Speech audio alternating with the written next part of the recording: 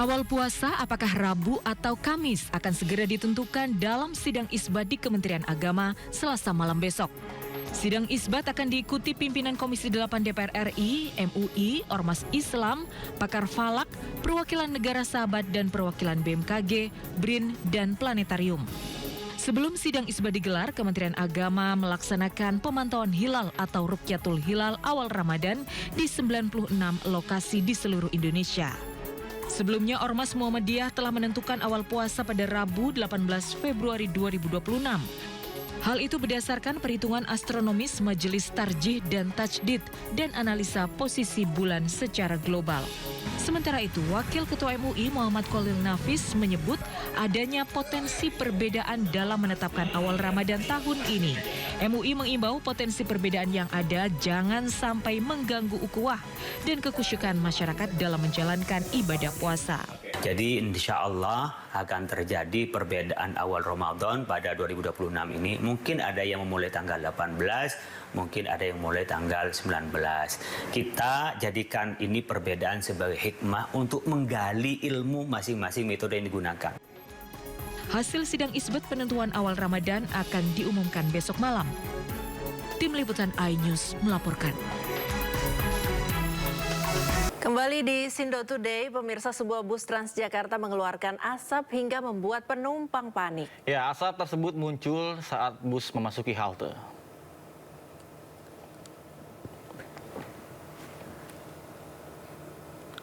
Kebocoran radiator menyebabkan asap muncul di bus Transjakarta Koridor 9 di halte Pancoran.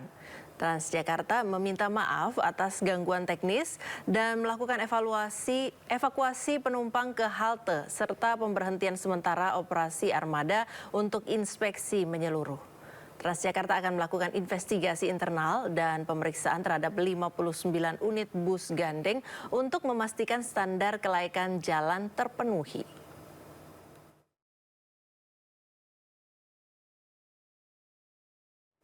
Pemirsa, sebuah truk pengangkut pipa paralon terguling di ruas jalan tol Jakarta Cikampek. Akibatnya lalu lintas macet hingga belasan kilometer.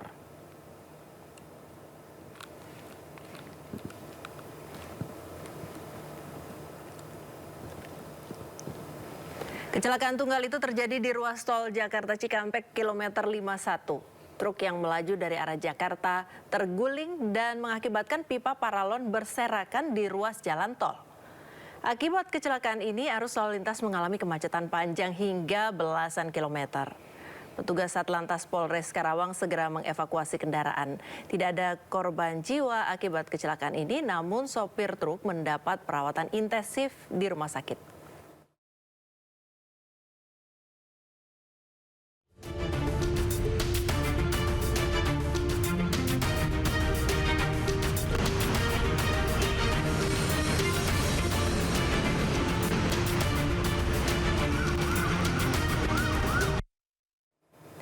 Pemirsa, saatnya kita simak pantauan arus lalu lintas.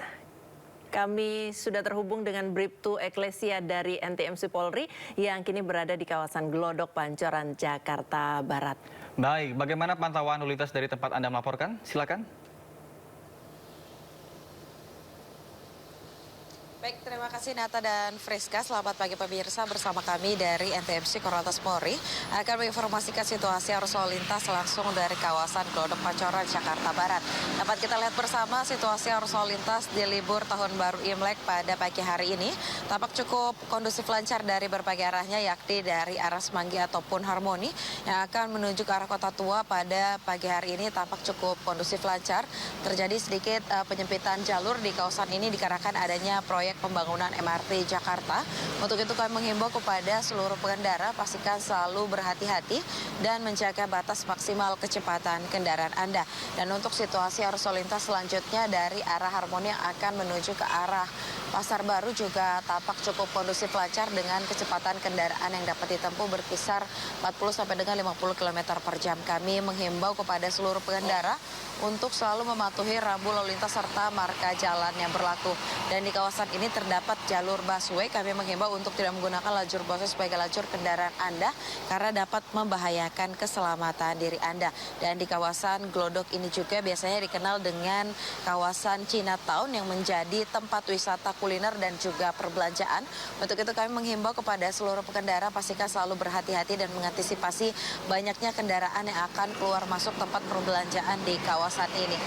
Berdasarkan data IRSMS Korlantas Polri, angka kecelakaan lalu lintas di seluruh Indonesia per 1 kali 24 jam terjadi 254 kasus laka lantas yang mengakibatkan 15 orang meninggal dunia, 16 orang luka berat dan 187 orang luka ringan.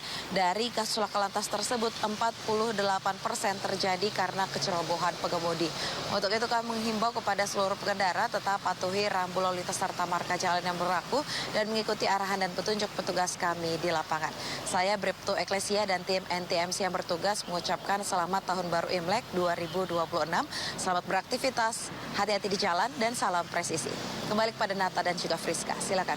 Ya baik, terima kasih Bribtu Eklesia atas laporannya dari kawasan Glodok, Jakarta Barat. Selamat bertugas kembali dan salam presisi.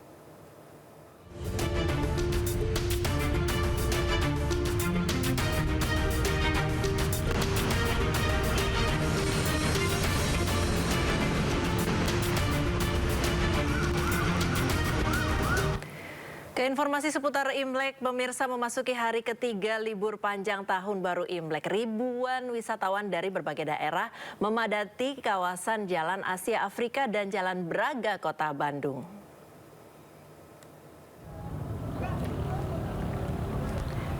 Para wisatawan memanfaatkan momen libur panjang hanya untuk sekedar jalan-jalan sambil menikmati suasana Kota Bandung. Selain itu, banyaknya aneka kuliner di area tersebut membuat para wisatawan semakin betah untuk berlama-lama di kawasan Asia Afrika dan juga kawasan Braga. Akibat penumpukan wisatawan, jalan mengalami kepadatan kendaraan lalu lalang wisatawan. Selain itu, kawasan jalan menuju objek wisata tengah kota juga mengalami kemacetan. Diprediksi kepadatan ini akan terus berlangsung hingga esok hari, mengingat masyarakat akan kembali beraktivitas pada hari Rabu mendatang.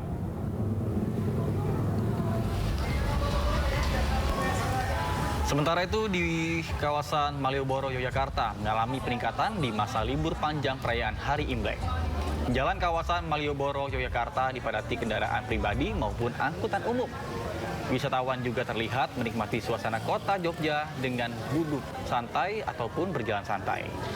Di beberapa titik lokasi ikonik juga menjadi favorit wisatawan untuk menjadikan latar belakang foto bersama. Beberapa di antaranya juga tampak berbelanja oleh-oleh seperti jajanan maupun pakaian.